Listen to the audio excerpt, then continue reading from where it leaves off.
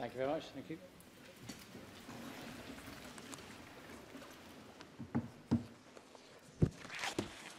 Good morning, everybody. Welcome to those who have just arrived this morning. Welcome back to those who were here for last night's dinner. I don't think we've got anything quite as spectacular as the pudding last night to entertain you with. But as presiding officer, it's my pleasure to welcome you to this, our 12th Business in the Parliament conference. And our theme is the contribution of Scotland's people to the economy, particularly young people. The title is Young at Heart, Beating the Drum for Scottish Business in the Year of Young People. And our guest speakers include young entrepreneurs from Aberdeen and Orkney. Several of the workshops will focus on the potential of youth. And for those of you who would like to do so, feel free to tweet, post, blog, take part in our debate on social media. The hashtag is BIPC 2018. That's Business in the Parliament Conference 2018.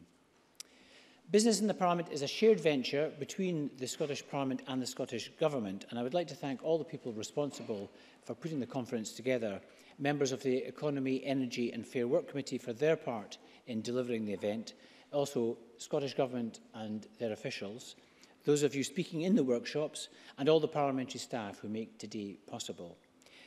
Most of all, though, I want to thank you, the business people of Scotland, for taking part, for getting involved, for being engaged, and hopefully even animated this morning, whether in the workshops, over coffee, or quizzing the cross-party panel later. This conference began in 2004 with the aim of bringing the business community and the Parliament closer together to encourage a conversation, to hear your concerns and to listen and learn. So let me begin by introducing Gordon Lyndhurst, MSP, to speak on behalf of his committee. Gordon has been an advocate for 20 years. He volunteers with the Bethany Trust and Alzheimer's Scotland. He was elected as an MSP for the Lothians in 2016. Before that, Gordon studied European law at Heidelberg University. He's fluent in German, and I believe he also has an understanding of Arabic. But hopefully he's going to speak in English this morning. I guess we'll soon find out. Gordon, if I could ask you to come and speak to conference. Thank you.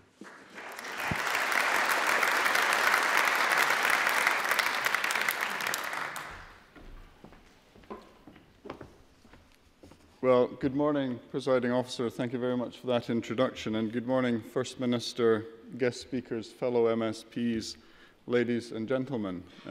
May I repeat the warm welcome to all of you for coming in here today on a Friday. And we look forward to today and what it will bring. Now, the committee that I'm convener of was until recently the Economy, Jobs and Fair Work Committee, but due to changes made, we lost our jobs, as it were, and instead were energised and became the Economy, Energy and Fair Work Committee. I'm sorry, that's the sort of jokes we tell each other in the committee. But I'll move on from that then to the committee's work over the past year, just to give you a snapshot. Our inquiries have covered topics such as economic performance, bank closures and structural funds. We also did a substantial piece on economic data. However, the two inquiries I'd like to highlight are the economic performance and bank closure inquiries. We examined economic performance from the period from 2007 to date, and in doing so we consulted extensively with a wide range of businesses, experts and households. We heard incisive evidence of success where Scotland is leading in innovation, and while some traditional industries have struggled, others have flourished. This has been good for video games, life sciences, food and drink, and tourism, for example. Not so good, unfortunately, for oil and gas or construction in some cases. We sought a consistent and settled definition of a fairly elusive, I don't want to call it monster, but this thing called inclusive growth that we all strive after. We also had a focus on reducing the gap between the low-performing and high-performing regions in Scotland.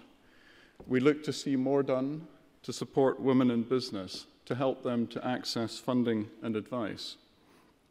and also to see greater support with people transitioning between jobs and also reskilling.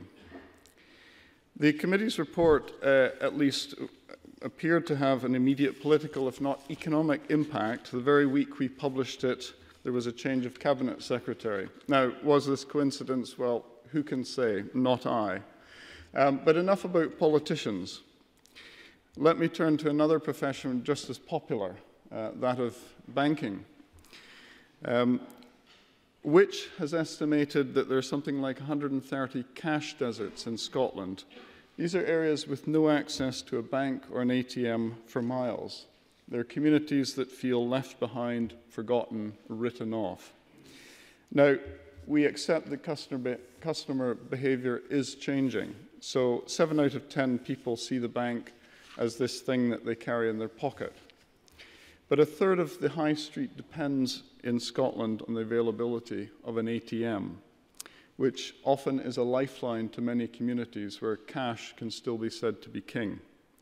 Now, the banks said our changing habits were driving the bank closures, but on our examination of matters, it appeared that the pace of change was also being driven by the banks. In our own survey, 90% of businesses said that bank closures had had an impact on them, and we found little awareness or confidence in the access to banking standard. And that is, of course, meant to be the bank's agreement to work with communities to minimise the impact of closures. FSB Scotland called it a paper tiger. Others called it a shambles, a charade, or a tick box exercise. The standard was failing to factor in all relevant impacts on the local economy. It appeared to reflect the interests of banks, not customers and businesses, and our recommendation was that it should be replaced by a statutory model with a requirement to consult. That was a key recommendation. But let me now turn from the committee to our guests. When she was younger, the chief executive of Cornerstone wanted to be a ballet dancer.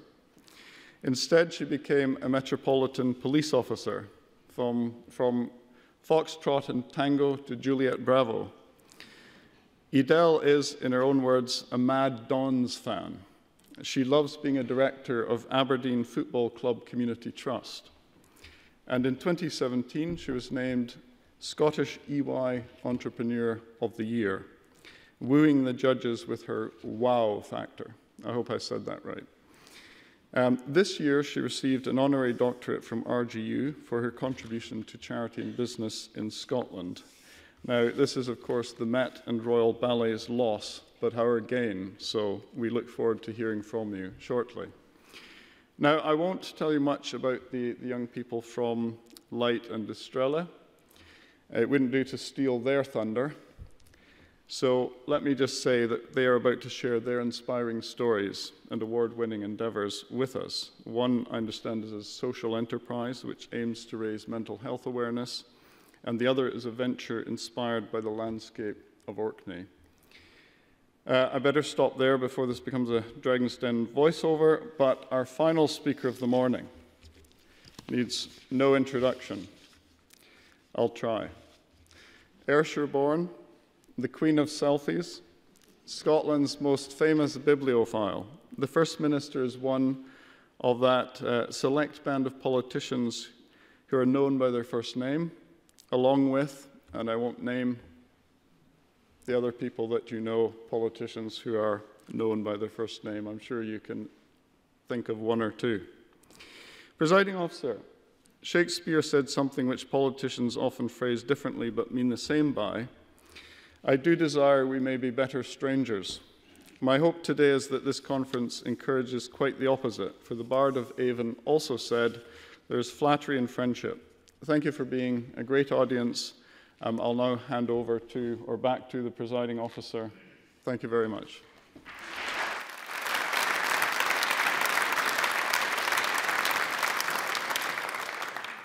Thank you very much, Gordon, and thank you for the introductions to all our guests. I'm now going to call the first of our keynote speakers, Edel Harris, Chief Executive of Cornerstone. Edel.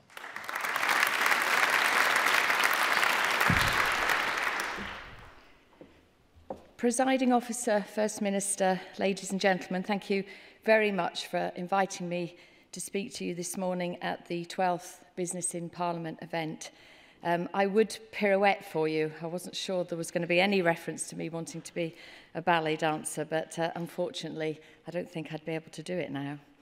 It's particularly fitting to be speaking at this event during the Year of Young People, not because, sadly, I clarify as a young person myself anymore, although I do like to think I'm young at heart, but because there has never been a more important time to do all that we can to attract young people with the right values into a career in social care. And I'd also like to make special mention of representatives from Cornerstone's In Your Corner Young Carers Project, which is based here in Edinburgh, and they are in the audience today. Young carers are often forgotten, and yet they play such a vital role in Scottish society, and it's really great that Anna and Megan can be here.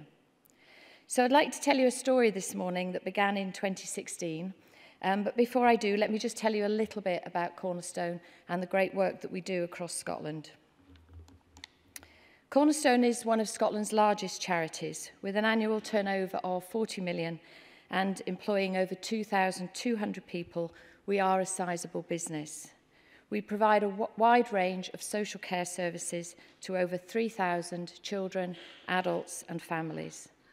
And our aim is to enable the people that we support to live a valued life, the life that they choose. And this aim, our charitable purpose, is a compass that guides everything that we do. And alongside our company values, it ensures that every business decision that we make is the right one for the people that we support. Now, in recent years, with the emphasis on austerity and the resulting public service funding crisis, the social care sector in the UK has become an industry that in many cases has lost the focus on the person that requires that care and support. Time and tasks have become at the order of the day, with often stressed, low-paid workers following a schedule and a set of rules that has more in common with a manufacturing production line. We need to stop treating an hour of care like a commodity that is traded to the lowest bidder. Power needs to be felt within local communities, where one of the most intimate of transactions, providing care, is delivered by people from those very same communities. Do you know that you would probably pay more per hour to park your car at the airport or to put your dog into kennels when you go on holiday than you would pay for someone to care for a person that you love? So to address some of these issues, Cornerstone has introduced a new operating model which we call Local Cornerstone. And through the introduction of Local Cornerstone, we have a very ambitious vision to ensure that Cornerstone is in a financially sustainable position so we can continue to provide great care and support for many years to come. But we also have a big, hairy, audacious goal, which is to transform social care in the UK. I was fed up of attending meeting after meeting, conference after conference, where everyone was talking about the need to change. But we were all waiting for someone else to do something about the problems. If only local authority commissioners would give us more money. If only the politicians would make different policy choices. If only someone was brave enough to put up taxes. If only the regulators would reduce the level of bureaucracy. But when you sit at a board meeting for the third year in a row, discussing whether or not you can pay your colleagues, these wonderful, loyal, committed people who do one of the most important jobs in society, a living wage, then you realise that something really does need to change. So with the support of Scottish Enterprise, myself and 2 colleagues took 3 months out of the business and we went to visit successful companies in other parts of the world. And we didn't just visit health and social care organisations, we also wanted to visit some commercial companies like Southwest Airlines in America, Timpsons here in the UK. And we spent a fabulous few days in the Netherlands with Buurtzorg, Amstelring and Zorg Accent, who are 3 very inspiring companies who through their actions are transforming the care system in Holland. And it was following this 3-month period in the spring of 2016 that Local Cornerstone was born. The model is based on several elements, all of which combine to address many of the challenges that are facing the health and social care sector today. And it works on the premise that people who want to work in social care are motivated by making a positive difference. And the 8 elements include neighbourhood care and support teams comprised of local community people who are paid well, who are upskilled, and who are trusted and valued to do a great job. They work in self-managed teams. Another part of the model is a significant investment in technology, not only to improve our business systems so that we can save hours and hours and hours of time that used to be spent on paperwork and is now spent on caring for people, but also technology-enabled care that helps people to live as independent a life as they can. We have also separated out our contracted work with health and care partnerships from our charitable activities and set up the Cornerstone Foundation.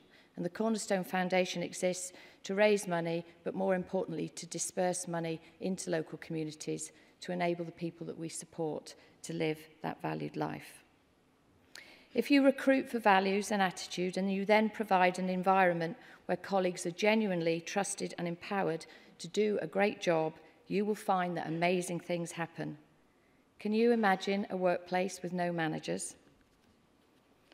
We are changing our culture to remove hierarchy, replace traditional management with a completely flat structure, and by stripping out unnecessary policies and procedures, we are trusting people to do the right thing in their local community. Our 10 branches operate like independent franchises, ensuring that decisions are made locally, and we have a team of coaches who are on hand if teams encounter any problems. We only recruit and retain the very best people by hiring for values. And we're improving our staff retention and staff happiness by demonstrating our appreciation of the wonderful work our colleagues do and by allowing our team members to manage their own workload. By reducing our central overheads and as a result of that significant investment in technology, we are managing to do all of this in a financially sustainable way.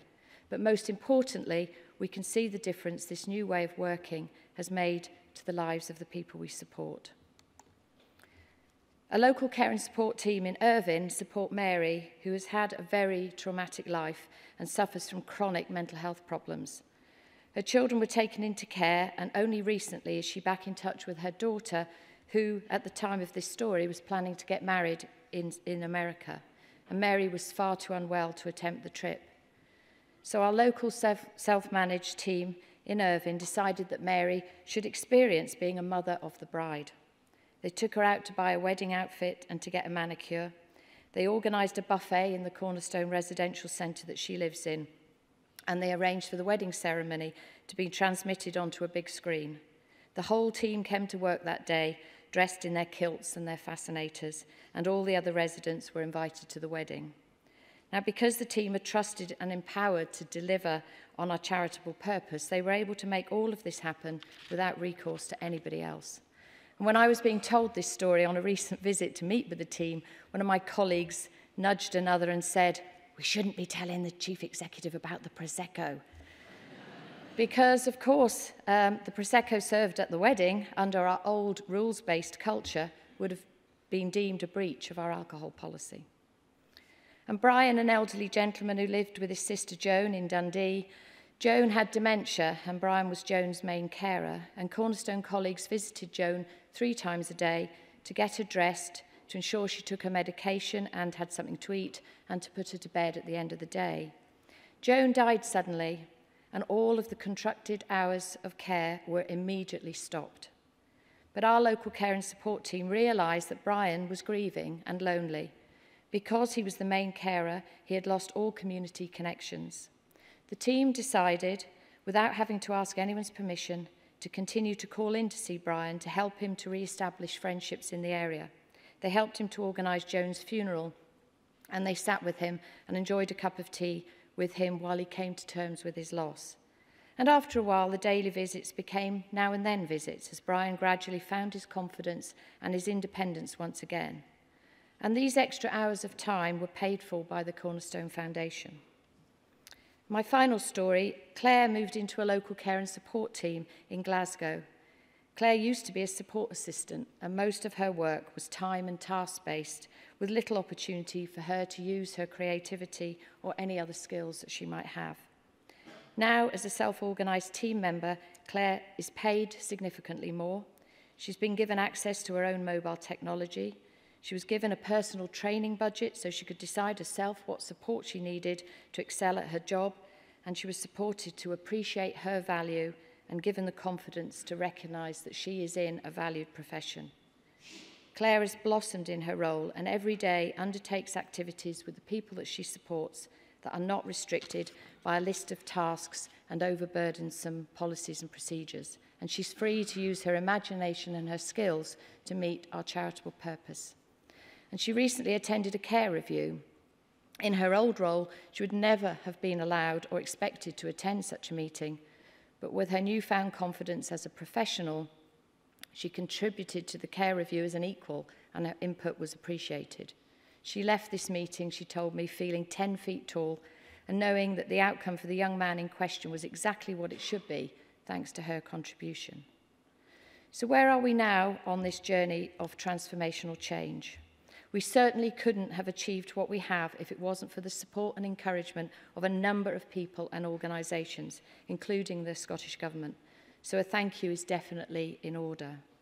We currently have 45 self-managing local care and support teams operating across Scotland, with the view to have the entire workforce operating this way by the end of next year.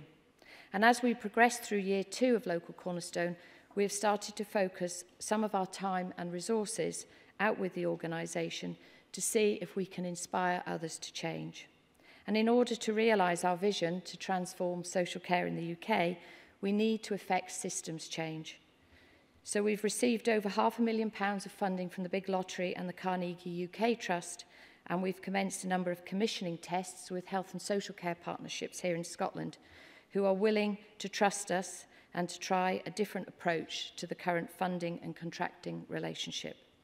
The Care Inspectorate are supporting our innovation, and as part of the independent evaluation of the model, which is being completed by the University of Strathclyde, we are monitoring progress to hopefully demonstrate by the end of year 3 that Local Cornerstone is the way forward. We have a storyteller in residence who's capturing all the amazing stories that are beginning to emerge, and we have started to share the Local Cornerstone model in England, working currently with local government and the NHS in Newcastle, Cambridge, Torbay and Devon and Sheffield.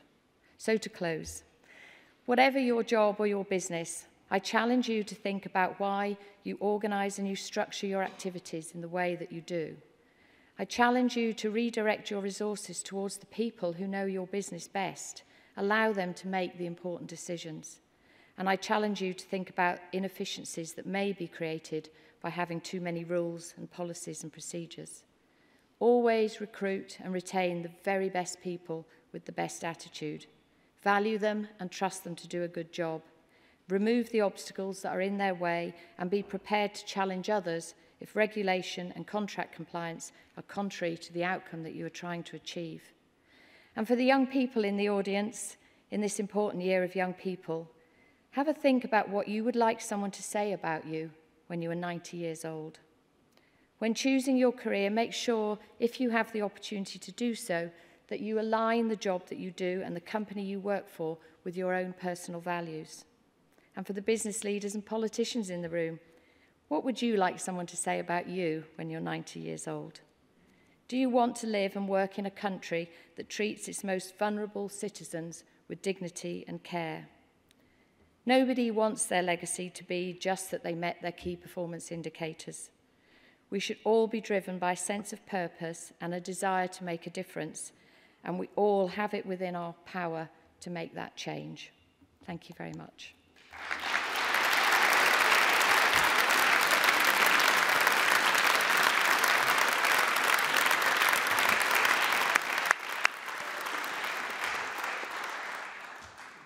Adela, thank you very much for those inspiring and uplifting words, as well as the insight you gave us to the business practices at Cornerstone and getting us off to a great start.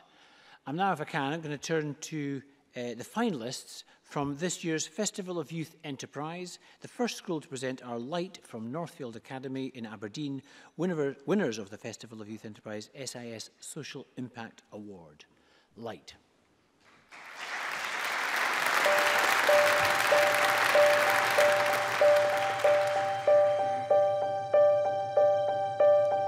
Mental health can be invisible, but it does exist.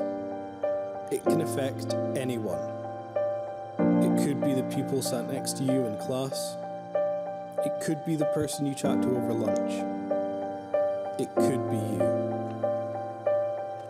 We are Light, a social enterprise business from Northfield Academy, selling clothes and apparel with the objective to raise awareness of mental health issues and to encourage people to talk about them. Let's talk about mental health. Let's support each other. Let's make the invisible visible.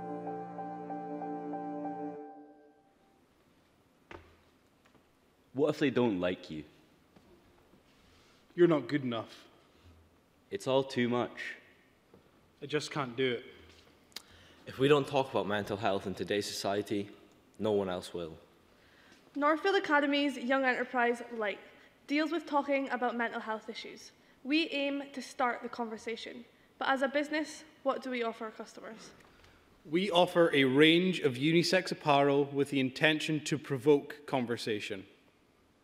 Currently, we have 3 products in our repertoire. Our staple piece, the white headstrong t-shirt, priced at £8. We also have 2 pieces in our heart bulb collection, the black long sleeve, priced at £12, and the black hoodie, priced at £18. We came to these respective prices using a traditional cost-plus pricing method.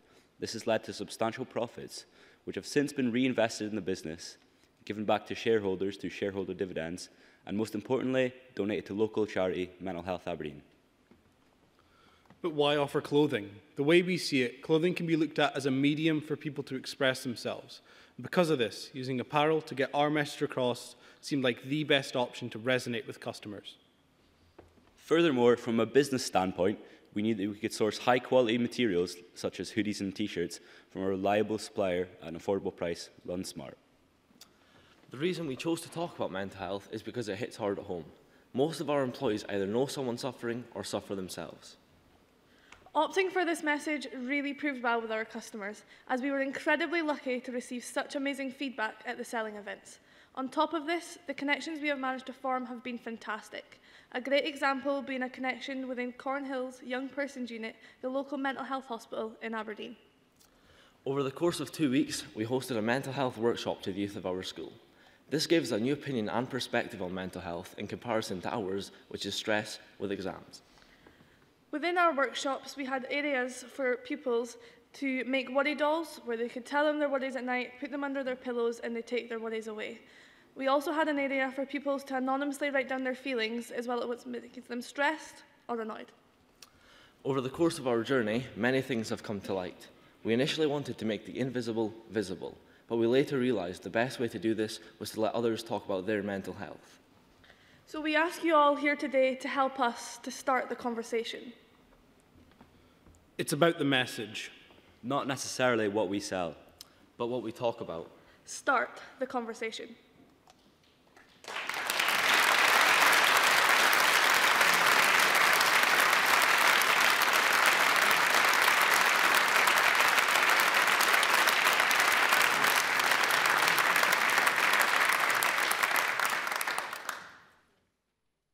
Thank you so much for that contribution. I'm now going to turn straight away, if I can, to some colleagues or co-students. I'd like to invite Estrella from Kirkwall Grammar School, winners of the Festival of Youth Enterprise Company of the Year Award.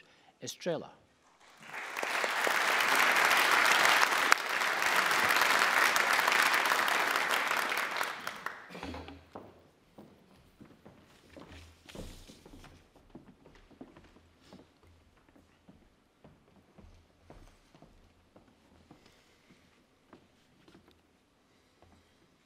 Ladies and gentlemen, we are Estrella. Our company was born 300 miles north of here in the islands of Orkney. Earlier this year, we were crowned Scottish Company of the Year at the Scottish Young Enterprise Finals and represented Scotland in London at the UK Finals.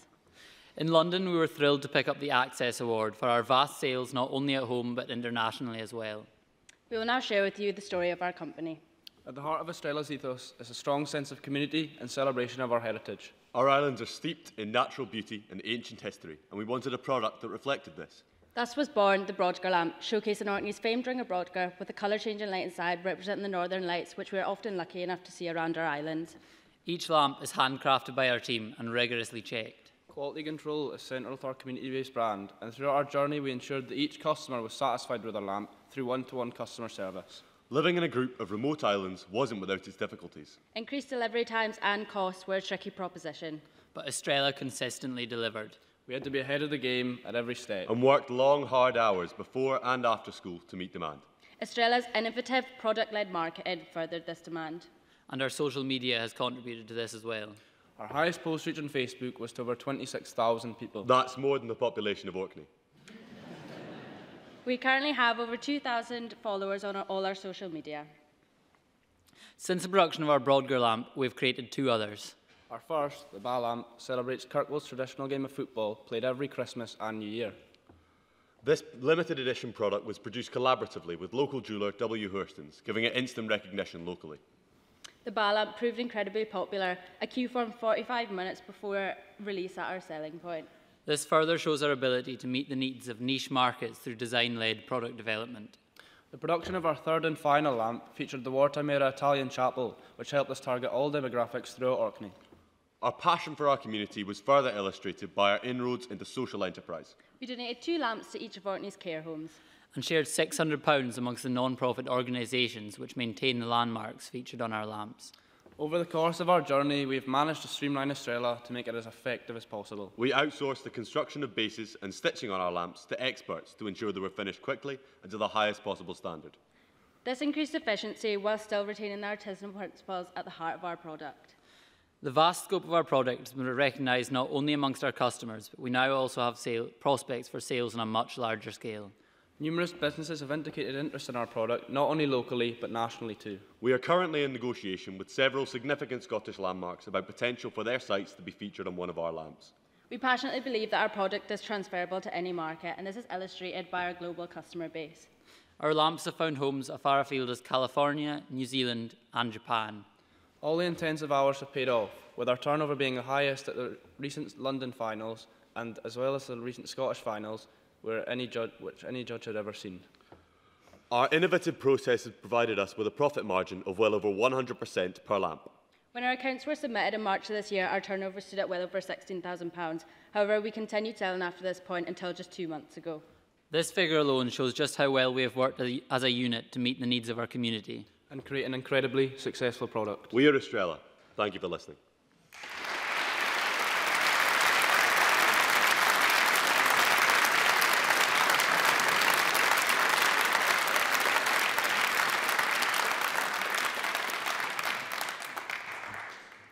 Thank you very much. Well, can I just say what a couple of fantastically impressive presentations, inventive and profitable too. I know we'll have a chance shortly to discuss both of your contributions to your entrepreneurial activity. But before we do that, could I ask the First Minister to join us and to address the conference with the views of the Scottish Government. First Minister.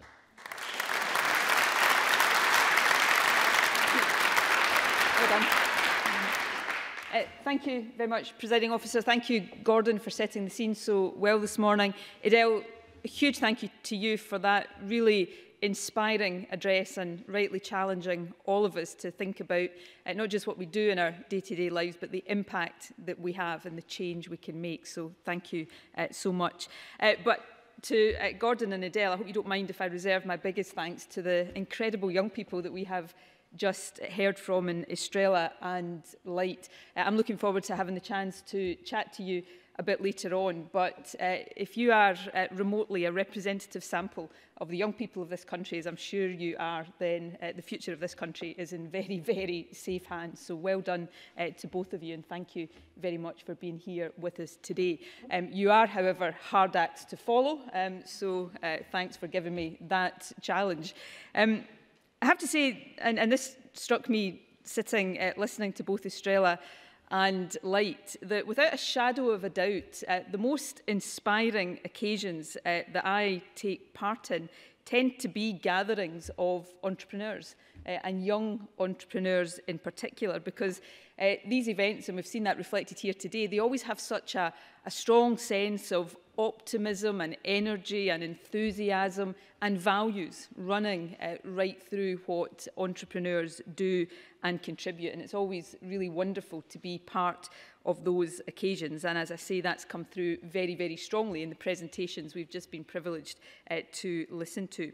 And they demonstrate, those presentations, undoubtedly the potential and the achievement of our young people, which is very important as we celebrate this year of young people, which 2018 has been designated as. And they undoubtedly emphasise the importance of this year's conference theme, which is young at heart, something that is easier for some than it is for others. But all of us, of course, have a need in everything we do to remain young at heart, in the sense of being open to innovation and change, and being prepared to embrace innovation and change in all that we do.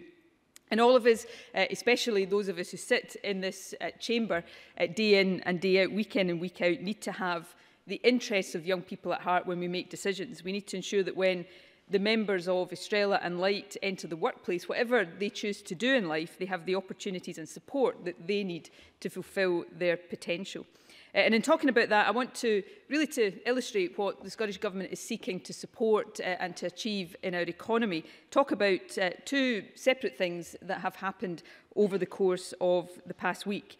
One was on Monday, when I had the opportunity to go to Montrose to open GSK, the pharmaceutical company's new facilities for making active ingredients for one of their inhalers. GSK have invested more than £50 million in that facility, and the only comparable GSK site anywhere in the world will be Singapore. So Montrose is one of just 2 sites globally that is making a product that will benefit millions of people around the world who are affected by health conditions like asthma or bronchitis. And that is, in my view, an extraordinary example of Scotland's strengths in life sciences. And more specifically, it's a huge vote of confidence in the skills and the talents and the abilities of the people who work in Montrose and across the life sciences sector.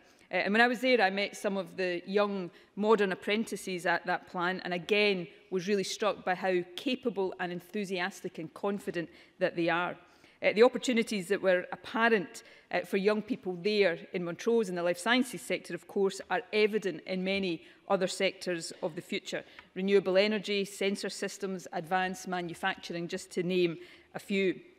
Scotland today is gaining an international recognition as a centre of excellence for technology companies and big data analysis. And I'm glad there's been such a high take-up for this morning's workshop on artificial intelligence and data and Scotland's online economy.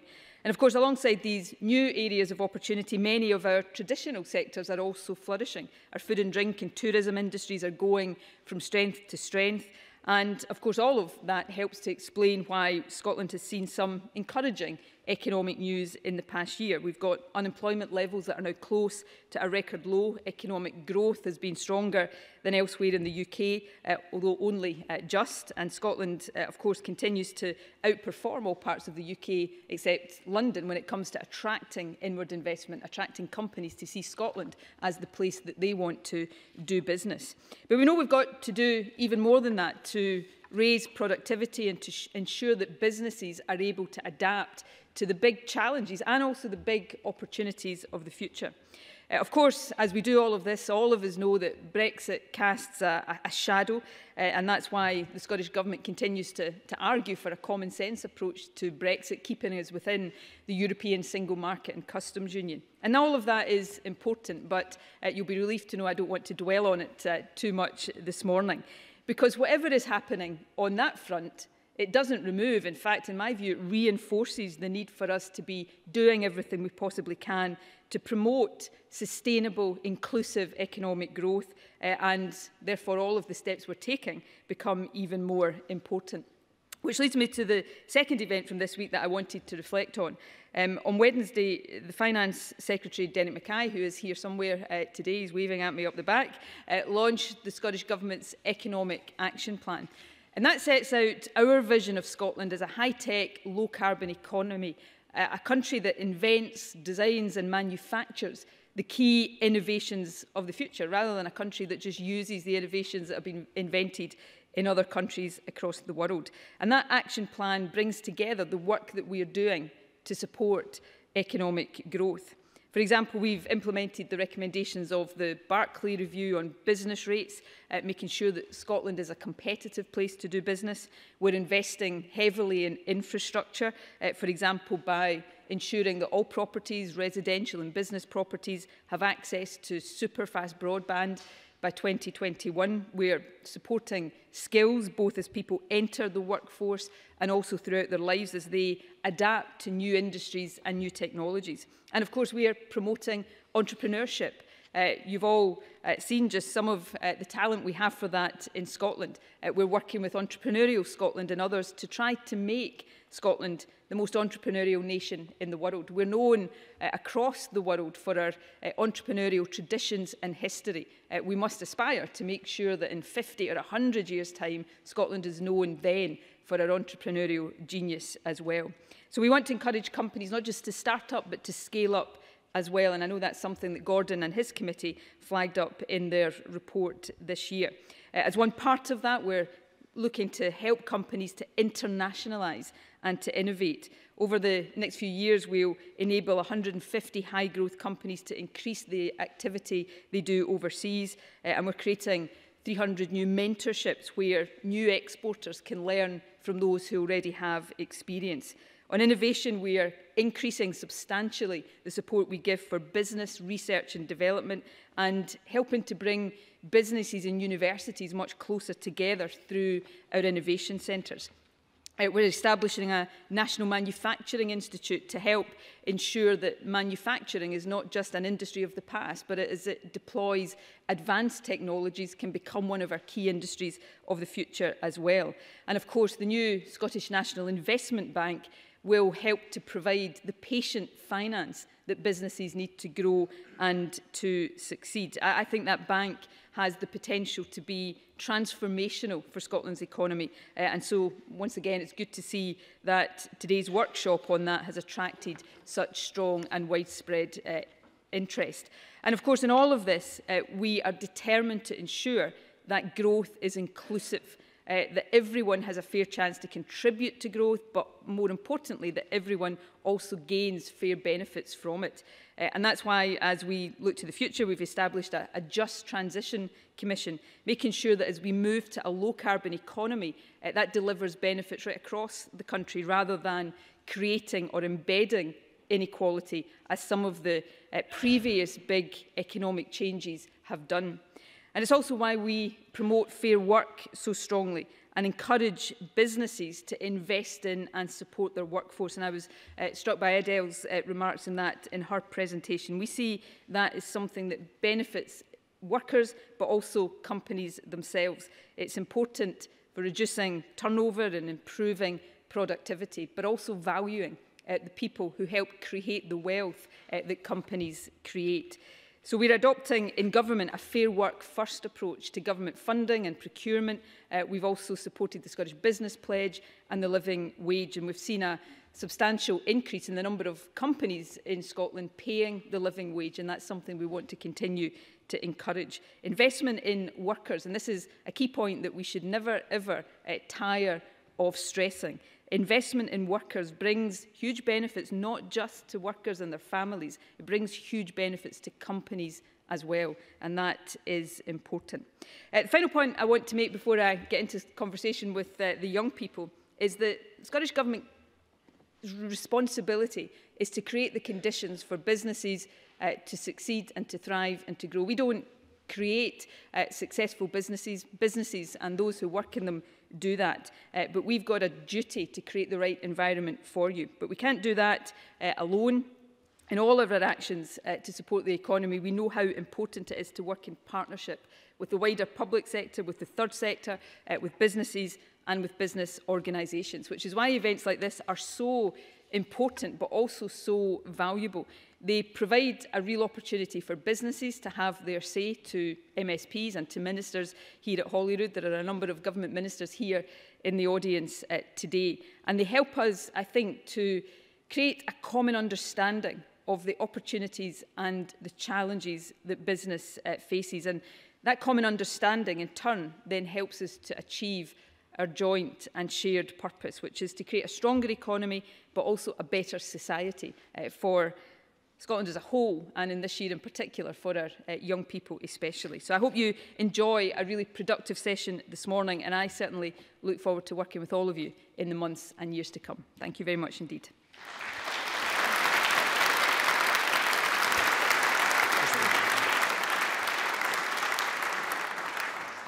Thank you very much, First Minister. And yes, if you could just stay there in the well of the chamber. And can I also ask to join you, William Urquhart and Shannon McNulty from Light, and Callum MacArthur and Isla Leslie from Estrella. And we'll all join each other in the well of the chamber, if that's all right.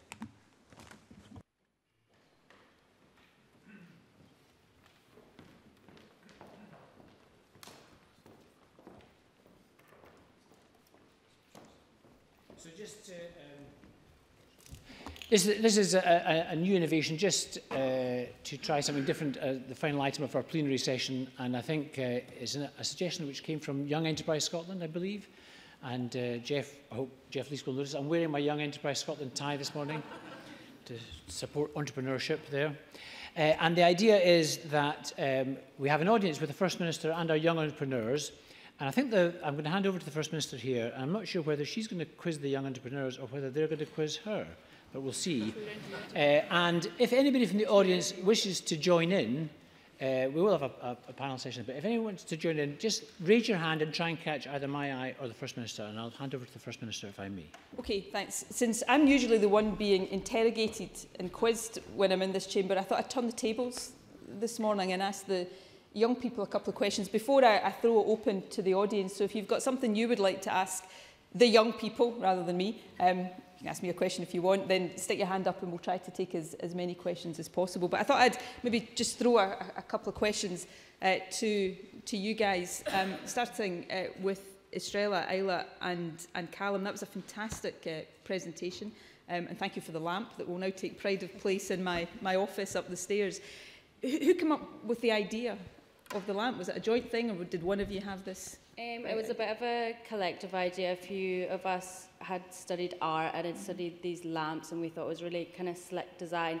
And as well, a few of us work in the local shop. So Orkney's pretty small, and we have this one main street, and it's a very nice kind of small community. And working in these kind of gift shops, we knew that what people love is Orkney-inspired things. So we thought the idea of the cylindrical lamp with the ring of Brodgar was a really kind of neat idea. And I must say, when we first released it, we did think it was something that kind of our families would get behind and just, you know, friends. But it ended up blowing up more than we could ever have imagined. It was a bit mental, but yeah. Actually, I love one of my favourite places in the world is the Italian chapel on Orkney, so I absolutely love that design. But, you know, I was having dinner last night with a group of very successful, established entrepreneurs, and, you know, one of the obvious points they were making is it's not that it's easy, but often the easiest bit is to come up with the idea, operationalising that, and, you know, looking at production operations and timescales and schedules. Callum, how did you divide the responsibilities? How did you get the idea into such a successful business operation? Well, that's an interesting question, because... That's a politician's answer.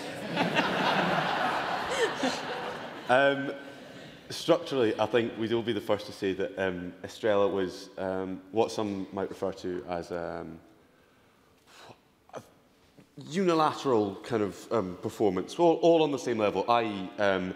We had an insane amount of demand and we had absolutely no idea how to deal with it, and we all just ended up having to spend 6 hours after school making lamps, because they're all handcrafted by us, which is kind of part of the thing that I guess people buy into with the brand. So it's very much been just everybody throwing the weight behind it. But I think credit must go to James McLeod and Robbie Thompson, who's unfortunately not here today, because they went through a range of prototypes, some better than others. And yeah, it's totally down to them that we managed to get the product to where it is today. And I'm sure there's still so many places that we can go with it. So full credit to the pair of them for kind of coming up with that process themselves. Fantastic. Well, I have, as I said at the start, I'm now the proud owner of one of these lamps, and I have to say, having just looked at it up close, it is an absolutely beautifully, wonderfully designed and created product. So I would encourage all of you to try to get your hands on one. We'll up the demand and give these guys a nervous breakdown even more. Turning to Light, thank you very much for that. Turning to Light, and William and Shannon, you're the social enterprise element to what Estrella is doing, but you decided at the outset you were going to be a social enterprise. Was that did you kind of sit down and decide that's what you wanted to do? The message being sort of more important or as important to you than the product, so the message and the purpose came first and then the product followed? Well, I think we knew from the get-go that we were given such a platform that it would almost be rude not to do message first. And we really thought we were passionate about mental health in our school because of like exam stress and like people are going through different things at different stages. And we thought it would be really important if we'd touched on that and almost represented those that were feeling misrepresented in that sort of sense. Yeah. And have you, through your school or the sort of wider community that you've taken this to, can you see an impact of that? Do you think the young people that you've been engaging with in the school and the people that you've been taking the product to, is that message something that you can see and feel getting across, the conversations starting and developing? Yeah, definitely. There was we done the workshops in school, and the feedback that we got from them, from the young peoples, it was like first years that we started it with. They just said that it helped them so much, and that some first years today, like we were speaking to teachers not that long ago, said that like certain people still come in and say that they still use their worry dolls like months down the line after us doing that workshop. So it has clearly made an impact on them, and from like our friends who didn't do Young Enterprise with us. They say that they've like taken stuff away from it, taken it on with them to like uni in different places where they're going. And you see it in like the local community wearing our like hoodies and stuff. If you go into town and you see somebody wearing it, you can it just seems like it's made an impact everywhere rather than just at school. Fantastic. It means a lot because not only are our customers important, but the people that we're representing are almost, if not more important. Yeah. Mm-hmm. So it's very gratifying to see that impact made in our community. It's fantastic. Final question for you. You've mentioned a couple of times the worry dolls, and obviously you're selling the hoodies and T-shirts, but am I right in thinking you've given them away free to some extent, the worry dolls? How did that idea, was that always part of it, or did that sort of develop later on? We wanted to raise awareness more in school for the element of the mental health rather than the product. So the workshops that we run were completely free in school. And it was one of the girls in the group says that her mum showed her them when she was younger. And then we done a little bit more research into it and found out a little bit more about them. And then we made them ourselves, the worry dolls, and put them in the little bags and just gave them away and didn't want anything for them because that wasn't what it was about. It was about starting the conversation for mental health. That's absolutely fantastic. Look, my final brief question, which I'm going to give all of the guys here a chance to answer before opening it up. Do you, all of you, any of you, think you aspire to start your own business in the future? Yes. Yeah? Yeah. Yeah, say so. Yeah?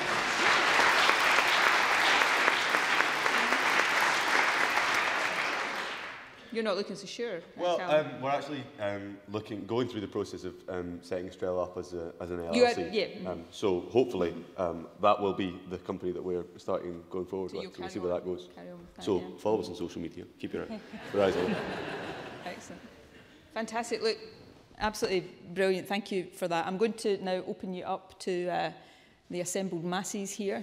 So my eyesight is not what it used to be, so wave your hands and, yeah, we've got a question at the back here. Mike? No, I think if you... Are the mics on? Yeah, the mic should come on automatically. Okay. This is to anyone on the panel. I thought it was great that you highlighted the importance of starting a conversation about mental health, and I'm wondering, how exactly do you start a conversation? Great invitation. Well, I think it would be important to come internally. Like to start a conversation, I think you have to speak about yourself, because a lot of people are quick to ask someone else about how they're feeling, but it's also important to look inward and start speaking about things that are, what's worrying you, what's affecting your life. And it's more important if we heard more about you as a person. I probably won't start telling you what's worrying me just now. We might be here for the rest of the day. But that, I think the wisdom of that answer, I think, is incredible. It all starts with ourselves. So that's a very good answer. Oh, sorry, yes, hi. Hi there. Do you think it's possible in the future that schools could actually start to incorporate into the curriculum time for the senior students to start developing and running their own businesses, so they don't reach the point at 16, 17 where it's either leave school and start a business or stay at school? Yeah, I mean, I think that whole entrepreneurial ethos is something through the Curriculum for Excellence we want to encourage. But it'd be interesting to hear from the young people here, you know, how it kind of worked with your school studies. Was it something that you always kind of were encouraged to do by the school as part of what you were doing, or is it something you felt you had to sort of almost do separately to that? Do you feel it was an integral part of the curriculum, or is there things that we could learn from your experience to give more young people a better chance to set up a company? Well, for us it was, we got one period a week, kind of had a meeting, but then obviously this massive demand meant that we were spending so much time out of that designated time. And I think really, in addition to like the whole experience of the business, it was so good for like time management, because we did just have to balance our subjects and say, look, maybe I can't do this today. Yeah, and it just gave us so many skills in like time management, I would say. Mm-hmm. Fantastic. What about you guys? It's slightly different for us. It wasn't in our like timetables at school. We met at a lunchtime and after school, and we chose to do it. Like, I know you maybe did choose to do it, but like it was like more like we'd done higher business, a lot of us, or some of us done admin, so like it wasn't spoken about in class. It was more like we want to do it, so we'd show up every lunchtime, every like Friday afternoon, and we set aside time out of our own stuff to do it. So we had to choose that, and we felt like it was a good thing to do and make us like part of it. Mm-hmm. And your experience, have you had any discussions with the school, with the head teacher or other teachers in the school about how maybe in future they do integrate that a little bit more into what's done? We have talked with our deputy head about getting it involved in the curriculum, because we're one of the few schools that don't have it as part of our curriculum. But I think it's more of the timetabling structure that he was talking about. But obviously, being here in front of yourselves is obviously making a huge difference. So hopefully this changes his mind. But is he here? No, he's not here, unfortunately. I'm sure the message will get back to him. Okay. So one more there, then perhaps we could... wave a hand. There's still one hand waving in the middle there. No? Oh, there it is, yes. There we go.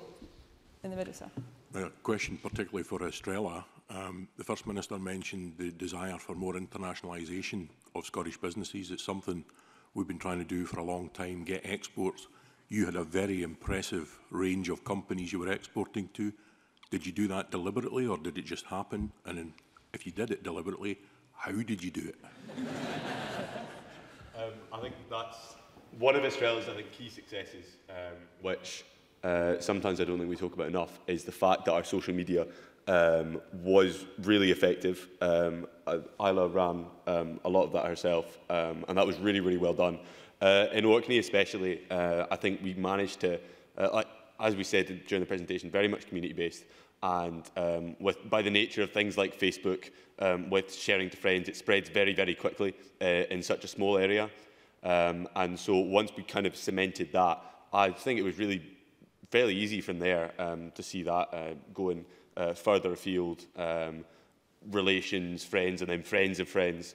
So yeah, I think focusing on how the social media approach can be used most effectively would definitely be something to look to in regards to that. Excellent. Right, I'm going to try and squeeze in one more question before the presiding officer does what he usually does to me and starts glaring at me to stop talking. Another question, I think I saw a hand. Yeah, just up here.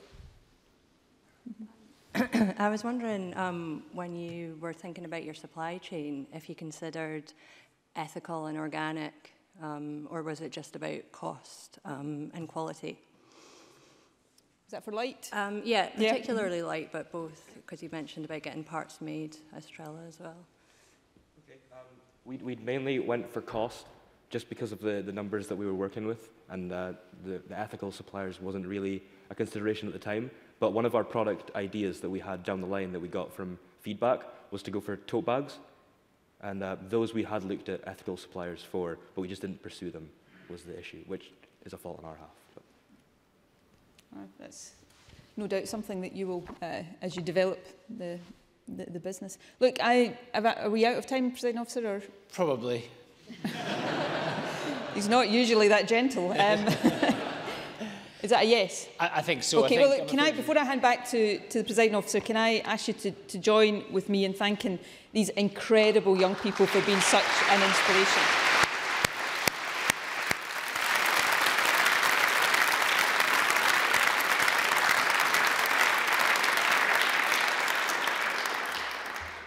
Thank you very much. That was incredibly impressive, and the range of issues you've thought about is really striking. You know, profitability, the ethics, how to market, and so on. Before we break up, I've got a couple of very quick notices. There are 2 stalls down in the garden lobby where we're all about to go for coffee and a chance to mingle. One is for the lobbying registrar, because attendance at this conference does not mean to say that you are lobbying. However, some of your conversations with ministers or MSP might do. So if you get any questions, please go and speak to Lisa Creamer at that stall. And the other stall is for the Economy, Energy and Fair Work Committee's Business Support Inquiry. And if you want to find out more about that work, please go and speak to Claire Murray. But I'm now going to ask us all to leave the chamber and go down to the garden lobby for a coffee, chance to mingle. We're going to go into the workshops at 10:30, and then we're going to reassemble here for our next plenary at 12 o'clock. But we'll end just by joining me in giving a big thanks to the First Minister and to our young entrepreneurs. Thank you.